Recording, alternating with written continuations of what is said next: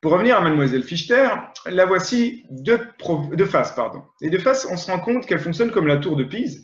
Elle penche complètement à gauche. Vous voyez, si la ligne verticale coupe le corps en deux en partant des pieds, elle penche à gauche. Elle a la tête aussi inclinée à gauche. Elle a un déséquilibre maxillofacial qui peut favoriser aussi une inclinaison. Voilà aussi un déséquilibre au niveau des pieds, asymétrique. Et donc, comment réagit sa musculature? Eh bien, tous les muscles du côté droit, c'est le petit bonhomme, eh bien, ils doivent travailler fortement pour essayer de la stabiliser debout, donc pour éviter qu'elle ne tombe.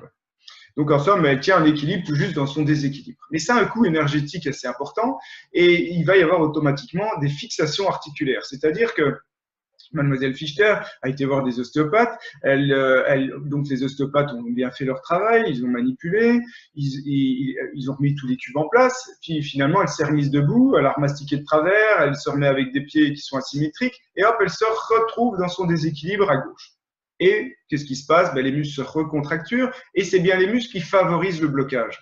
Donc les muscles sont vraiment des éléments de défense. Ils stabilisent pour défendre le corps afin qu'il tienne un équilibre dans son déséquilibre. Donc, lever tous ces états de défense est un peu ridicule si on ne trouve pas le pourquoi il y a eu une défense. Le patient fait un faux mouvement, il est fatigué, il y a une contracture. Voilà, là, il y a un intérêt à lever la tension. Mais quand le patient a un déséquilibre maxillofacial continu, qu'il a un déficit podal comme Mademoiselle Fichter, on va tourner en rond tant qu'on n'aura pas réglé ces causes.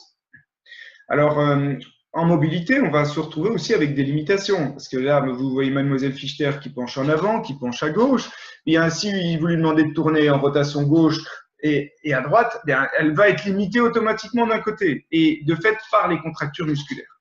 Donc, c'est sûr que en allant voir un ostéopathe, on va dire oui, c'est bloqué. Donc, on va vous manipuler, c'est bien, mais après coup, qu'est-ce qui va se passer? Le corps peut même plus mal réagir parce que comme on lui lève des défenses, si c'est très essentiel pour elle de tenir un équilibre comme ça dans son déséquilibre, donc ses muscles sont en contracture et tout d'un coup on les libère. Mais le risque, c'est que son corps se mette en défense encore plus par la suite et qu'il se dise je me suis fait avoir, quelque chose m'a levé ces tensions et donc maintenant je dois encore plus me crisper. Et c'est là qu'on a des patients qui reviennent après une séance d'ostéopathie en disant ah c'est pire, vous m'avez abîmé, c'est pire qu'avant, j'étais mieux avant. Bon. Alors, le thérapeute se dit, bon, il est psy, ce patient, c'est pas normal, je pratique cette méthode à tout le monde et j'ai rarement des retours aussi négatifs.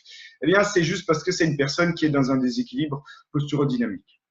Donc, il faut essayer de trouver le pourquoi.